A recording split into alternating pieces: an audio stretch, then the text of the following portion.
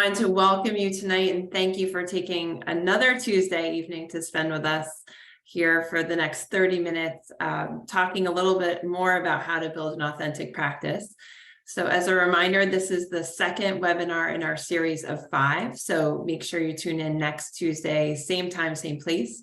And last week, we were really thankful to have Adam Schmela on talking about what the ideal practice looks like and how do we think about crafting our vision for that practice. I'm really excited tonight to have Nathan Hayes of IDOC on to talk more about, now that we've had that thought about our goals and what we'd like to have in our practice. We've hopefully taken the time since last week and done some of the exercises that Adam recommended and thought about why are we here? What made us become an entrepreneur? Why do we want to have our own practice? What are we looking for? What would make us happy? How do we create a practice that fulfills our personal and professional and financial goals? And what would that look like? And I'm really honored to have Nathan Hayes on tonight to talk a little bit more about, once we've crafted that vision and we've thought about what it looks like, now how do we get there? So I'm really honored to have Nathan here. Nathan is from IDOC. Nathan is a good friend of mine. I've been really thankful to have him guide me along the way as well. And I'm sure many of you on tonight's call have hopefully had the great fortune of speaking with Nathan. He really is great at delving deep into practices, helping practitioners get to understand what they want and how to get there, and really understands the business of optometry. It's been kind of a lifelong business for Nathan. Nathan, I'm so happy to have you here tonight. Thanks for joining us. Thank you so much. It's an honor to be with you, and an honor to be on the slate of people you have joining you over these 5 webinars. So I'm in many ways the least of them. So thank you. It was really fun to come up with that list, and as we kind of delved into the topics and figured out who was going to be helping us, there were people that I knew I had to ask, and I'm really thankful that you took the time out of, I know you've probably been talking this all day, so I appreciate that you're here tonight to talk a little bit more about this. And next week we'll also be joined by another IDOC person, Amy Alvarez. We'll talk about HR and staffing, and we'll get into a little bit about what she's going to talk about next week. But Nathan, I'm so glad you're here. Delighted. So, and for those who tuned in last week, or if you've had a chance to rewatch the video, we really spent a lot of time with Adam Schmela, not talking about, I promised it wasn't going to be about 401ks and Roth and all the financial things that I didn't think people would want to hear about at 7:30 on, so we've got wine. This is definitely going to be a fun, good evening, everyone. A fun night. So with Adam, we talked about thinking about the practice that you want. And a lot of us went into optometry, went to owning a practice with a vision and a dream in mind. And maybe over the last couple of years, it's gotten a little bit out of alignment and out of control. And really, again, the point of this webinar is to help people identify what things they could be doing better or things they might not have thought about, and also have some people to lean on and realize that there are people out there who can help us. So once we've thought about that, we've thought about this practice, and we talked a little bit last week about, I love the way that Adam talks about working on the practice instead of always being in the practice. What advice do you have for doctors who are looking to take that step? I'm hoping from last week, we've identified that it's okay financially to be out of the practice sometimes, but knowing that it's okay to do that and then taking that step to set aside the time are two very different things. Yeah. What's your best advice for doctors who now say, okay, I understand that. How do I do that? So I actually was thinking about it, and I want to be a little counterintuitive here. Yes. At some point, like as an owner, no one cares about the practice operations or has as concrete a vision of it as you do. And so I think some owners will, especially for smaller, newer practices, might try to make that step too soon. So at every step of the way, understand that your role as an owner before you step out of the practice is actually create the practice running the way you want it to, from a standard of care standpoint, from an efficiency standpoint, from a productivity standpoint. So don't skip that. I mean, you should max yourself out first. And that's, but that doesn't mean you necessarily need to work 6 days a week and start producing $1.5 million by yourself. But it does mean for the time that you can fill your schedule, for the time that you're willing to give the practice, make sure that you have figured out what that process, what it looks like to be as productive and delivering the standard of care you want before you really start to focus on pulling yourself back out of the business. Make it what you want first, and then figure out how to replace yourself. So it may be a little different, and I'm all with Adam. You've got to make time to run the practice, but do understand that only the owner is really going to map that path. You can't ask your associate to do something you're not able to do yourself as you're growing. First, you have to create these efficiencies and build this. And we're going to talk more about staffing and culture over the next couple of weeks, but and we'll probably touch on that a little bit today. But knowing that you can have that practice running and not just go tomorrow, I'm just not going in. I'm just gonna let it happen, but building those efficiencies and really figuring out what it is that you want to do first before you take that step. And over time, I mean, I don't want to overstate this. Your ability to pull yourself away from the practice and get perspective, get time to recharge and to think about it dispassionately from a distance, those are the times when you'll come back into the office and push it forward faster and more efficiently. But it does help to sort of get it to some level of success before you start thinking about free time. I didn't have a conversation today that made me think about that, but sometimes owners do try to get to the I want free time passive income too soon, and they forget that there's a grind of time of building it up before it's ready to do that. And if you don't get it to a certain point first, you're just going to stall out and be stuck in a cycle of stuckness, maybe is the word.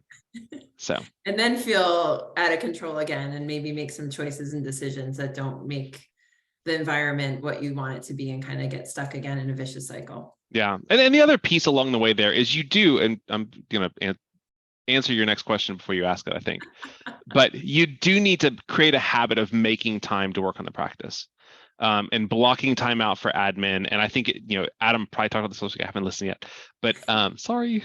We've talked enough, so I kind of know where he'd go. You know what you know. It needs to be chunks of time so you get in flow, you can get in focus, 4 hours, 8-hour blocks. And sometimes you might even learn that you need to be at home or out of the practice at a coffee shop doing work so that you're not interruptible by people with every emergency that just walked through the door that's an emergency, and they should be able to handle on their own. But you do have to make a habit of making time and blocking it to work with your team, to work on the practice, to network, et cetera. How do you advise people to do that? What do you usually advise them as the first step for people who are saying, I'm too busy to do that, I can't do that? What's your best advice?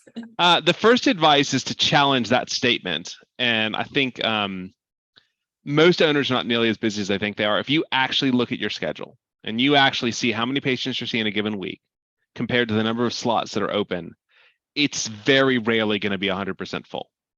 And I dare you, like, take your patient load. Let's take I know the math on this. So for smaller practices trying to get there, $1 million practice is 14 patients a day, 5 days a week, 48 weeks a year. So 1 month vacation at $300 per exam, which our friends at Edge Pro would tell you is well below the national norms. That's $1 million in production with 4 weeks vacation, full schedule, 14 comprehensive exams a day, probably 18 to 20 total. But it doesn't take that much. And if your revenue per exam is 500, that number goes to like 1.2 million, 1.4 probably. So I just challenge you to see, like, your schedule's probably not as full as you think. And so compress your hours down to meet the patient demand. Like, as many days as you can fill them, and then block that time. And blocking the time can be a way to force the schedule to get compressed too. And that way, now we talk about maxing yourself out as a producer. You're being more efficient with your time because you're not just wasting empty slots. And now you have time to train the staff on this, to work on marketing activities, to network with other providers for referral sources, to go walk on the beach and just clear your head. I mean, it doesn't really matter.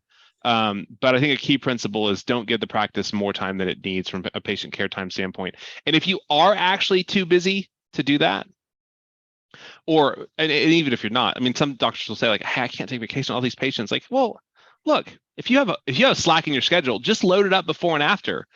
You're going to see the same number of patients, just a couple of weeks are going to be busier. Okay.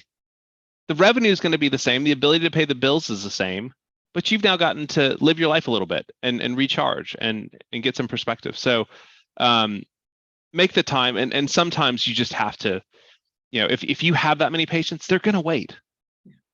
They're going to be there. And again, standard of care over time, you want to get enough providers in the office so that you can get people in a reasonable fashion. I'm a big believer in long or short wait times, no backlogs, get patients in. There are emergent issues you're going to catch that you need to be aware of. But on the other hand, like, it's really okay to just stop. And you'll never have the headspace if you don't to push it forward. That's great advice, because I think that's what we hear from a lot of colleagues is, that's always the topic that comes up when you're sitting down for lunch. Oh, how's it going? Oh, I'm busy. I am so busy. We're Which all is very great. busy, which is great, but also identifying what busy actually means, making sure that you are as busy as you think you are. And if you're not, compressing that time to take that time to then do whatever you need to do.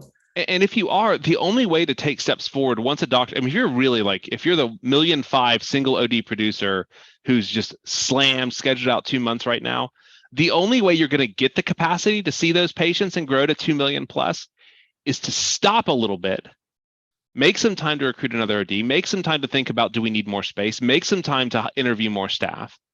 So it's sometimes you do have to take a half step back to take 2 steps forwards, and maybe that time away is a half step back on revenue. But again, I'm sure the OD's out there who's living fully on the income they're making as a single OD $1.5 million producer making, let's say, $500,000 or more a year. That's rare. Most of you could afford to take home a little less at that point and then take steps forward after that. Are you seeing more people struggling with this lately? I know you've been doing this a long time. Do you feel like this is happening more and more, or I think the need now for time is more just to mentally recharge. We're all frazzled post-COVID. Yeah. And I think it's just, that's probably the bigger issue, is just making some time for mental health. It feels like at the moment that schedules are loosening up some, so that huge demand of patients we had post-COVID seems to have finally worked through the system. The economy is not helping that, obviously, or is helping that in some ways, depending on how you look at it. Yeah, I mean, things are loosening up, but there's just general exhaustion. Yeah. And the lack of workers is really hard on practices.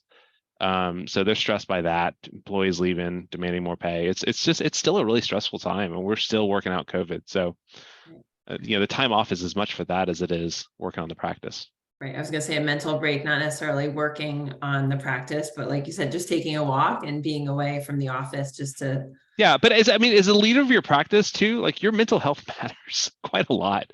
I mean, if you're stressed and more, it's going to affect your team. So yeah, we're bleeding into the culture discussion here, but Okay. taking care of But it yourself does affects matter. everything. I think that the culture of the team affects how your time is managed, and if your culture and the things that we're going to cover in the next 12 weeks, but if that's taking up more time, and that's the time that you should be using to refresh, that there's only so many hours in the day. So if you're working on that because you don't have the team that you need, that's taking away the time that you could be using to be refreshed, and Absolutely. feeling even more stressed, and the practice is getting away from you even more, and the vicious cycle continues. So there's actually a great question. Eric just asked a great question. This wasn't on my list, but do you have any thoughts on maintaining accountability as the owner does step away? And this does lead into kind of my next, I was going to talk about team and how do you. Yeah, team and goals and metrics. I think so. I think part of my thinking on owner stepping away is the goal, I think, over time is to have a practice that runs itself when you're not there, or can, so that you're not chained to it. And frankly, I think for a lot of owners, the first challenge is accepting that things will go wrong when you leave. But if you never, I mean, you hate to be paternalistic or maternalistic, but it's like raising kids. If you don't give them a chance to fail, your team, they're never going to learn to stand on their own 2 feet. If you don't give them the freedom to make a call and learn and debrief it, and give them the freedom to fail and mess up, they won't. So I think that's one thing. I mean, there's some expectation setting, and having clear goals and metrics and expectations and some sense of operating procedures is part of it. But it's also when you get back and things have gone wrong, just debriefing it, saying, hey, how do we do it better? And you're going to learn something about your team. I remember the first time, probably at a dinner at Vision Expo, one of them, I made a remark to a group of doctors, like, what y'all really should do is take a 2-week vacation and turn off your cell phones. and you could have heard a pin drop. And I said, look, here's the range of outcomes. Like, either it is possible the practice will physically burn to the ground while you're gone. Like, it is possible. It's possible you could have a pretty severe customer service lap, or just some poor behavior on part of the staff when you're gone. And more likely than not, a couple of things are going to go wrong. It's also possible your practice runs itself better when you're not there blowing stuff up all the time. Yes. And our CEO, Dave Brown, came and chuckled to me. He's like, that's IDOC. It's like when I'm not here blowing. And that, by the way, CEO's job in a company like ours is to innovate, is to disrupt. Yeah. But sometimes the organization needs a breath just to do its job and not have someone disrupting things. So I think that would be my encouragement. And the 2-week idea came from a pastor of mine who said pastors have to take 2-week vacations because the first week is decompressing from the responsibility and weight of the role. And I think that's true of business owners too. And the second week is when you actually rest. And so I'll leave you with that thought as well. But I think the first step in that is actually most owners just struggle to even go away. Yeah, I have to be there. I have to be there for every moment. And yeah. I felt a little bit about that when I first had my first son. I was out for 7 weeks, and I thought, okay, well, we'll see how it goes. And I didn't hear from them for 7 weeks. I didn't hear a peep. And giving people the space to have the confidence to make decisions is super important, and not micromanaging them. And yes, I'm sure there were things that they did that were not correct, but I didn't hear about it. So I figure it all worked itself out. But yes, taking the step back to say, I hired these people for a reason. I built this team and this culture, hopefully with the end in mind that this is the team I want running the business. And if I can't give them that and feel like I have to be there every moment, they don't ever get that confidence. And people have a nice habit of living up to expectations. So if you give them higher expectations, they'll often reach them. One of my there's 4 books on my desk over here that I always reference, and one of them is Drive by Daniel Pink, and he just says once people are paid enough, 3 things motivate them: autonomy, mastery, purpose. And that autonomy, the being trusted to make decisions, is a big part of it. And if you don't go away and you don't give the team the freedom to fail, you're not trusting them and you're not giving them that autonomy. What are the other 3 books? Can't leave us hanging. Oh, I'm sorry. There's 4 really. It's Drive by Daniel Pink. It's Traction by Gino Wickman. It's Simple Numbers, Straight Talk Big. Which is it? It's a Greg Crabtree book that Adam and I talk about all the time, the orange one. And then I have the partnership charter too there for partnership discussions, but that's not for everyone. But I think it's so important, and figuring out how to do that is not easy. But I like that 2 weeks because yes, I feel like when you first leave, you're wondering, do I call? Do I check in? And you just have to let it go. It's like your children, the first time you leave them home alone, like you just have to trust that you've done a good enough job parenting and teaching them that they will hopefully not burn down the or in our house, it's the new dog the first time you leave her at home alone and just worry what's going to happen. Yes.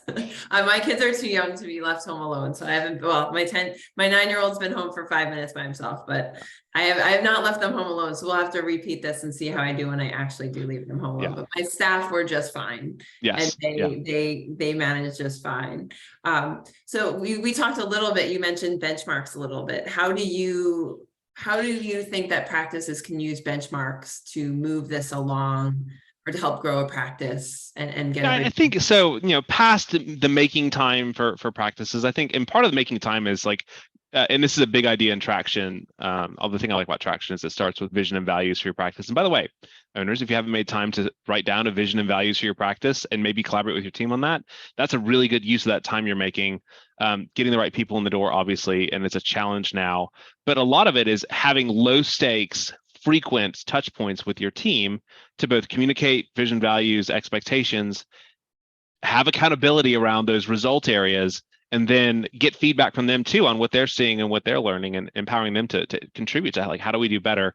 But I think the overarching piece of that is having concrete goals that you have, the path is mapped by measurable outcomes and activities. But I think, I'll get the question regularly, and we're bouncing all over the place, which is fine. Like, what should my growth goal be next year? 6% or 8% growth? It's like, you're a $600,000 practice. It should be 30%. I mean, and I think that the percentages don't mean much to your team. They don't mean much to you unless you're just trying to outpace inflation, in which case 10% or 12 today. But I think I always think don't talk in terms of percentages. Talk in terms of revenues. Like, you should be looking to grow $100,000, $150,000, $200,000 a year. And the benefit of those dollars is then, where does revenue growth come from? Either we're going to see more patients, or we're going to deliver a higher standard of care, and therefore we're going to have a higher revenue per exam. And then like the subcategory of revenue per exam is we're going to do better at actually getting paid by our insurance payers and figuring that part of the business out. But you can break that goal down into how many more patients do we want to see, where do we want revenue per exam to go, and now we have concrete measurables around, was the schedule full, did we get more patients in every week, are we delivering that standard of care we wanted to, are we, if we've added instrumentation, are we using it, and are we billing for it, and are we collecting on it? We're collecting, yeah. But it's, there's a very clear path, because a lot of times owners want to throw out their goals and they're almost always too easy. Your goal should be one that scares the owner a little bit, that you think maybe there's a 50-50 chance we make it, but the purpose of the goal, in most years, there are years when you might want to take a break, and this may be one of them, like, hey, let's just survive. COVID, like, let's just get through this. But once you're in a growth orientation, like, the goal should be enough that you're going to have to change to achieve it. That you can't just do the same things you've been doing and let inflation drag you along or population growth drag you along. You're going to have to go out and network more. You're going to have to be more deliberate on your recall, implement, pre-appointments. You're going to have to work on your scripting. You're going to have to change up your frame mix. You're going to have to look at your lens packages. You're going to have to bill medical for the first time ever, but you're going to have to change. And it's an invitation for people to grow in mastery and get better at what they're doing, and adapt and think through, engage the staff on how can we do better? How can the handoff be better from the lane to optical, so that you're set up to sell that pair of glasses? So that's the big thing, and then mapping the path underneath that. So like in cold starts right now is if you think about it, like, you have to create a forecast on how fast you want to get to $200, $400, $600,000 in revenue. Your business plan is the narrative explanation of how you're going to achieve the forecast. And again, the forecast is going to be wrong, and you're not going to hit your goals. You might exceed them, you might miss on them. The point of planning is to have a concrete plan. What is the name of this book? Simple Numbers, Straight Talk, Big Profit. Here, we'll free advertising. Sorry, GPN. Leveraging your platform. So one of my favorite chapters in this book is it says you don't need a budget, you need a forecast. And the point of it is that, a lot of owners just want to say, like, I'm only going to spend this amount of money. And the answer is, like, that's backwards. The point of budgeting is, we're going to generate this much revenue. How much money do we need to spend, and how many things we need to change to achieve that revenue goal? How many more patients are we going to see? Do we need to equip another lane? Do we need to add another tech? Do we need to add a receptionist? You spend money into growth, and that's why it's called risk. You put risk on. Sometimes it works, sometimes it doesn't. But a lot of times, if you don't spend that money, you'll never get there. But the forecast, the purpose of it, the goal, the purpose of it is then to ask the question, okay, how are we going to do this? Because it's not going to be by doing the same thing we did this year. It's not, we're going to grow 2% and then we're going to be really happy and excited, and when we're doing the same thing. And then you can keep going layers down into how to drive those results with all your team members. And that's why you're having weekly meetings where people are talking about what was the capture rate in optical? What was the average frame sale? What was the average lens price? Are we doing AR and everything? In the billing department, what's our aging report look like? Are we resubmitting claims? What are our collections like? And the reception, is the schedule full? But again, that goes back to accountability, empowering your team to make decisions and also having clear expectations of what's expected. And the growth opportunity in all of that is, as you go through metrics, one, I highly encourage you to let functional areas report their own benchmarks, so they're responsible for pulling them and have to tell you why they got there. But then invite them to say, okay, what's working here? What can we do better? What can we do differently? What do we learn? Even onto like reading online reviews is critical to see what's the feedback that our patients give about us online, where other people are going to see it. And if you get a bad review, the answer is not, oh, you're terrible. It's like, well, one, does it say more about the patient than us? And it probably does. And two, so even still, like, okay, that patient was crazy. Did we treat them with dignity and respect? Because that's our job. That's what we can control. Right. But having those metrics, and you can go every department, I can tell you how anyone drives revenues in the office. And in the manager's role, when you debrief with her or him, is really, were you a traffic cop such that I didn't have to come out of the lane to deal with stuff? Yes. But again, the staff show up on time. Yes. Who is everybody here? Did anybody quit? We're good. So we're Yeah, here. yeah. But again, it's finding the right people and having that defined role, but having defined goals to show why you're doing it. And I think so many of us, I'm guilty of it myself, come back from a meeting energized and excited, and we're like, we're going to do this and create this change, but you don't set the, we need to sell more second pairs and leave it at that, but you don't create the measurable goals and the reason behind that. And staff see right through that and kind of go, yeah, give her a week and she'll be on. Yeah, we'll go back to what we're doing. And there's there's no huge idea in eye care that's just going to revolutionize your practice. Like, the success in independent optometry is about doing a bunch of little things consistently well. Which means that you need a lot of little meetings to measure, talk about the little things and track them, and just have simple metrics. I get hives when I see 50 metric dashboards. I work on about 6. And again, departments might have 6 underneath that, but at a high level, the practice is like, is the schedule full? What's the revenue per exam? Is our team happy? Pretty good set of metrics right there. If everyone can achieve that, I think we'd all feel like we've taken back some control, take a deep breath, and be able to take those 2-week vacations if we. Yeah. Well, you've written about it. If the schedule's full, it's really hard not to be successful. Yes.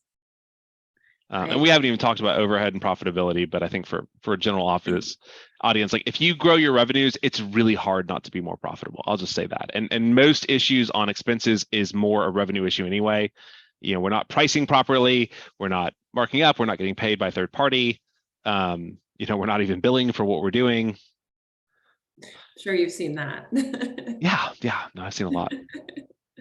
Well, this half hour actually flew by. This was I'm glad you're watching the clock. I'm just having a good time over here. Nathan's on he's ready to have the next glass of wine and keep going. So, but I wanted to thank you for taking your time. Where can we find you if we're So I am a full-time employee at iDoc, so idoc.net. I'm in the forum sometimes at some of the different groups, but would love to tell you about what we're doing to support independent eye care from both an alliance and discounts and rebate standpoint, from our consulting team, from our services, especially in an era when staff are hard to find, the labor market's tight. Looking at ways to outsource certain functions of the practice so the team you still have can focus on the patients that are there. We'd love to be a partner there as well for practice owners. So idoc.net, and would love to talk to you about your practices and your goals. Well, thank you for everything. I appreciate you being here. I appreciate everyone taking the time tonight to be here and to join us for this half hour. Again, that felt like it was 5 minutes, but make sure to join us next Tuesday, 7:30, where we will have Amy Alvarez from iDoc talking about avoiding staffing derailment with proper hiring, so we can get that great team on board, because hiring and interviewing and finding good staff is so different now than it was 2 years ago. So Amy's got some great ideas about how to approach finding the right people and building your team in this new world that we're living in, so that we can build this team to give them the autonomy to make great decisions, so we can take that time away and our practice can continue to thrive. So again, thank you so much for being here. I look forward to seeing everyone next Tuesday, 7:30. And thank you again, Nathan. You are so welcome.